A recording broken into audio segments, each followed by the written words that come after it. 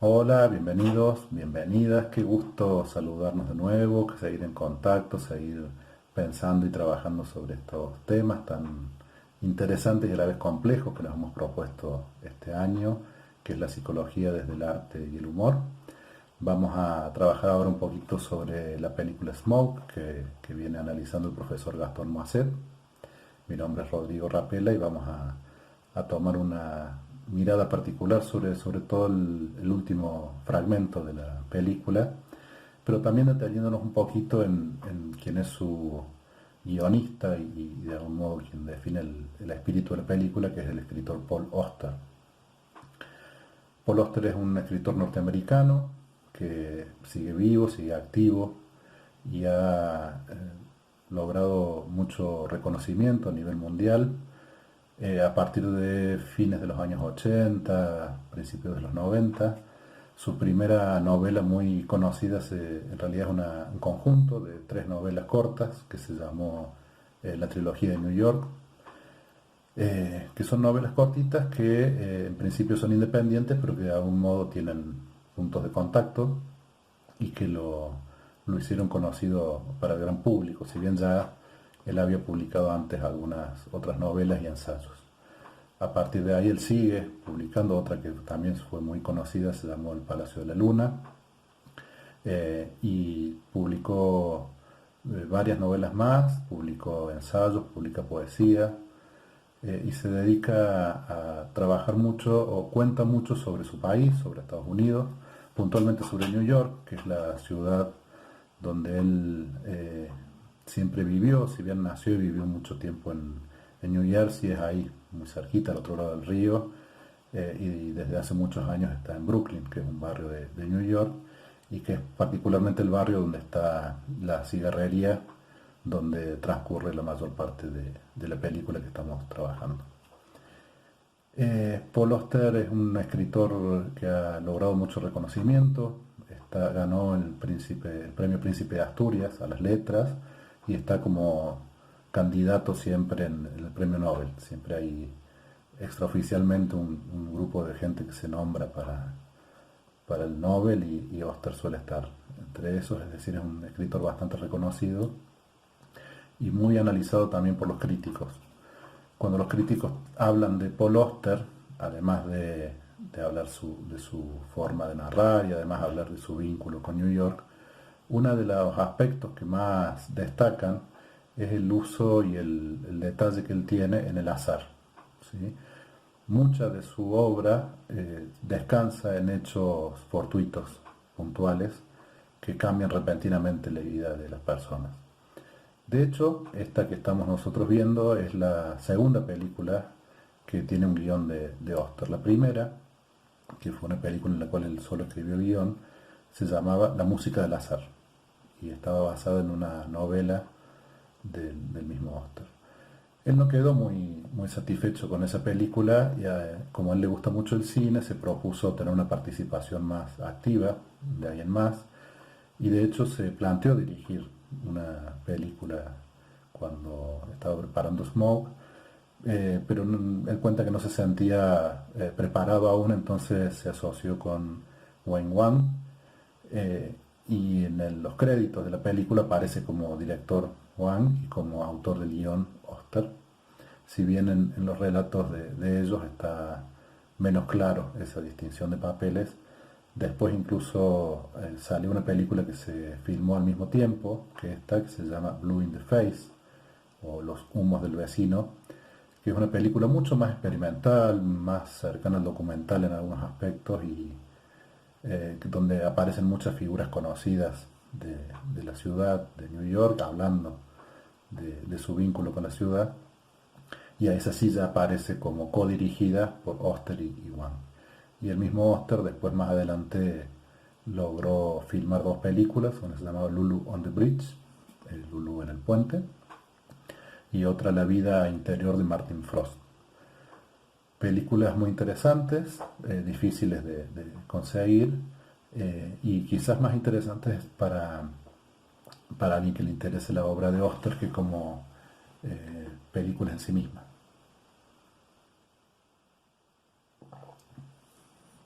Quiero decir que sigue siendo Paul Auster, más allá de su función de director de cine, sigue siendo principalmente un escritor. Eh, en general en las entrevistas él no reconoce este vínculo tan estrecho con el azar que los críticos parecen atribuirle. Él dice que lo inesperado sucede y que él, cuando se plantea escribir una novela, no está haciendo un tratado filosófico sobre la importancia o no del azar, sino que él escribe como ve la vida, cosa que sucede con la mayoría de los escritores y de los artistas, lo cual no implica que uno pueda desentrañar allí también algunas líneas de pensamiento interesantes, que es lo que estamos tratando de hacer.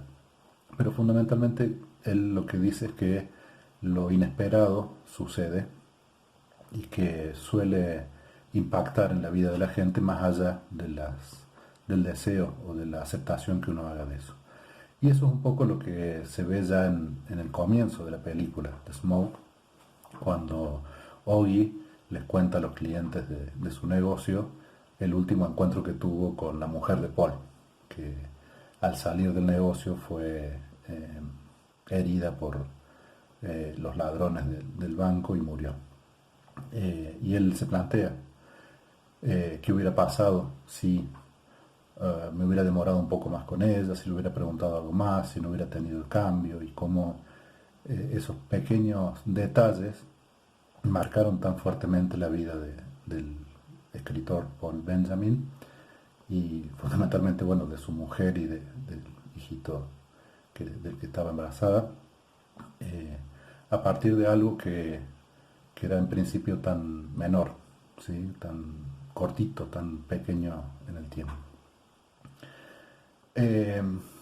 Decíamos que quizás Auster no está tan de acuerdo con esta definición de ser el escritor del azar. Sin embargo, cuando él escribe ensayos, muchas veces se detiene, como muchos escritores, a tratar de responder una pregunta central, que es ¿por qué uno es escritor? ¿Por qué escribe? Como pasa con muchos escritores, las respuestas son variables, son diversas, y a veces sucede que una misma persona da muchas respuestas distintas a esa misma pregunta, depende quién y cuándo le pregunte. Lo interesante con Auster es que él tiene una colección de ensayos que se llama ¿Por qué escribir?, donde va contando justamente diversos episodios de su vida que él considera que dan la respuesta a por qué él escribe. Y uno de esos, puntualmente vamos a detenernos, habla de un episodio de su vida cuando él tenía 14 años, que iba al colegio y que en el verano se fue a un campamento, estos campamentos que suelen hacer los chicos norteamericanos en el verano, que era un campamento en el estado de New York, es decir, cerca de la ciudad. Por lo tanto, la mayor parte de los chicos, como los coordinadores del mismo campamento, eran seres más bien citadinos, es decir, no eran muy de campo. Por lo tanto, el campamento consistió más que nada en hacer deportes, en jugar al béisbol, en jugar al básquet y no mucho más. Salvo que en un momento, dice, los coordinadores se les ocurrió que si estaban allí tenían que hacer un paseo por el bosque. Entre los chicos que formaban parte de ese grupo estaba Paul y había un grupo de chicos de su colegio, pero también había un chico nuevo que se llamaba Ralph, que había llegado hace poco al colegio, que Paul define no como un gran amigo, porque era un chico que le costaba un poco integrarse, pero con el cual en general todos se llevaban bien, digamos, no es que se peleaban con él. Y después dice Auster: era a fines de julio de 1961. Recuerdo que todos estábamos bastante animados y después de caminar una media hora, casi todo el mundo estaba de acuerdo en que aquella excursión había sido una buena idea. Nadie llevaba brújula, por supuesto, ni tenía la más remota idea de a dónde nos dirigíamos. Pero lo estábamos pasando en grande y si acabábamos perdiéndonos, ¿qué más daba? Tarde o temprano encontraríamos el camino de vuelta. Entonces se puso a llover. Al principio casi ni nos dimos cuenta. Apenas 4 gotas entre las hojas y las ramas, nada preocupante. Seguimos caminando, pues no íbamos a permitir que una llovizna insignificante nos estropeara la diversión. Pero al cabo de pocos minutos comenzó a caer un buen chaparrón. Todos acabamos empapados, y los monitores decidieron dar media vuelta y regresar. El único problema era que nadie sabía dónde estaba el campamento. El bosque era espeso, poblado de racimos de árboles y arbustos espinosos, y habíamos caminado sin rumbo, cambiando bruscamente de dirección siempre que aparecía algún obstáculo en el camino. Y para colmo, la visibilidad era cada vez menor. Primero porque el bosque era oscuro, y luego por la lluvia que caía y por lo negro que estaba el cielo. Parecía que fuera de noche, y no las 3 o las 4 de la tarde. Llegaron los relámpagos, y enseguida los truenos. La tormenta estaba justo encima de nosotros, y resultó ser una tormenta de verano de Padre y Señor mío. Jamás había visto, ni he vuelto a ver, nada semejante. La lluvia caía con tanta fuerza que hacía daño. Cada vez que retumbaba un trueno, sentías el ruido vibrando tu propio cuerpo. Inmediatamente después venía el rayo, y uno tras otro caían a nuestro alrededor como lanzas. Era como si las armas se materializaran de la nada. Un súbito resplandor que lo volvía todo de un vivo blanco espectral. Alcanzaron algunos árboles y las ramas comenzaron a prender. Todo se oscurecía por un instante. A continuación, se oía otro estrépito en el cielo y el rayo regresaba por un lugar diferente. Naturalmente, lo que nos asustaba eran los rayos. Habría sido de estúpidos no tener miedo, y presa del pánico intentábamos huir de ellos. Pero la tormenta cubría una gran extensión, y allí donde íbamos solo encontramos más rayos. Era una huida en desbandada, una carrera en círculos. Entonces, de pronto, alguien divisó un claro en el bosque. Se inició una breve disputa acerca de si era más seguro permanecer en un espacio abierto o seguir bajo los árboles. Ganaron los que estaban a favor del claro y hacia allí corrimos. Era un pequeño prado, probablemente un pastizal perteneciente a algún granjero, y para llegar tuvimos que arrastrarnos bajo una alambrada. Uno a uno nos pusimos barrera abajo y reptamos lentamente. Yo estaba en mitad de la línea, justo detrás de Ralph. En el momento en el que él pasaba por debajo de la alambrada, hubo otro destello. Yo me hallaba a menos de 1 metro de él, pero como la lluvia me azotaba los párpados, casi no veía lo que pasaba. Lo único que vi fue que Ralph había dejado de moverse. Me imaginé que había quedado aturdido, de modo que le adelanté. En cuanto estuve al otro lado, le agarré del brazo y lo arrastré. No sé cuánto permanecimos en aquel campo. Imagino que 1 hora, y ni la lluvia, ni los truenos, ni los relámpagos cesaron un momento. Parecía una tormenta sacada de las páginas de la Biblia, y seguía, como si jamás fuera a acabar. 2 o 3 chicos estaban heridos.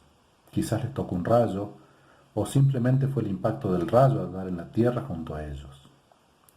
Y el prado comenzó a llenarse de lamentos. Otros chicos lloraban y rezaban, y otros, con miedo en la voz, procuraban dar consejos sensatos. Desembrazaos de todo lo que sea metálico, decían. El metal atrae el rayo. Todos nos sacamos el cinturón y lo arrojamos bien lejos. No recuerdo haber abierto la boca. No recuerdo haber llorado. Otro chico y yo intentábamos cuidar de Ralph. Seguía inconsciente. Le frotamos los brazos y las manos. Le sujetamos la lengua para que no se la tragara. Le dimos palabras de ánimo. Al cabo de un rato, su piel comenzó a adquirir un tinte azul. El cuerpo estaba frío, pero a pesar de la acumulación de detalles, ni se me ocurrió pensar que ya no volvería a levantarse. Yo solo tenía 14 años, después de todo. ¿Qué sabía? Jamás había visto un muerto. Supongo que la culpa fue de la alambrada.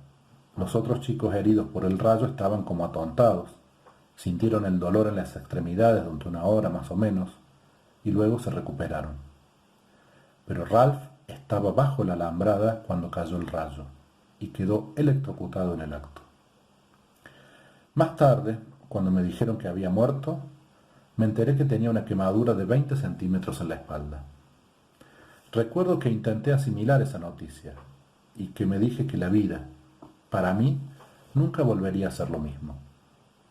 Y por extraño que parezca, ni se me ocurrió pensar en lo cerca que estaba de él cuando pasó aquello. No pensé 1 o 2 segundos después y me habría tocado a mí. Lo único que recordaba era que había sujetado su lengua y le había mirado los dientes. La boca le formaba una leve mueca y tenía los labios un tanto separados. Yo me había pasado una hora mirándole la punta de los dientes. 34 años después, aún los recuerdo. Y sus ojos, medio abiertos, medio cerrados, también los recuerdo.